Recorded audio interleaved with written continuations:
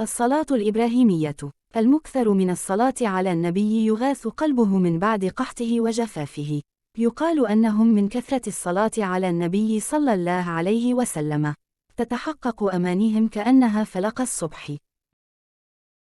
بقولكم سر عجيب ورأيت أثره بحياتي هو الصلاة الإبراهيمية. سحر وكنز عظيم تكرارها تخلي لي بنفسك يجيك لعندك صدقوني يا جماعة.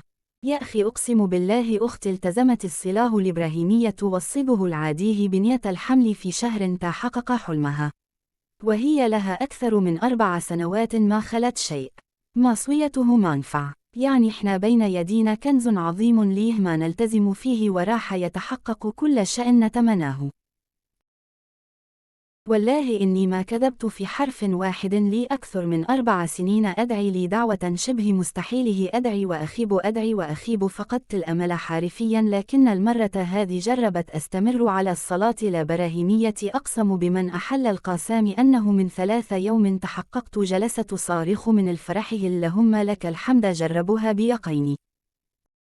عن تجربة ما كان همك زواج أطفال وظيفة مديون خاطرك مكسور عندك مصيبة مقادر تطلع منها عايش حياتك بدون شغف انصحك تكثر من الصلاة الإبراهيمية كررها بيومك من أول ما تصحى لحين تنام استبدلها بالدعاء بدل ما تدعي كررها بتندهش والله لأنها سوف تنفرج بطريقة ما يستوعبها عقلك أبدا.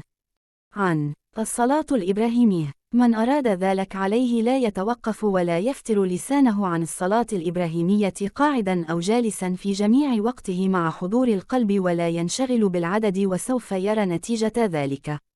فوعد رسول الله صلى الله عليه وسلم حقا.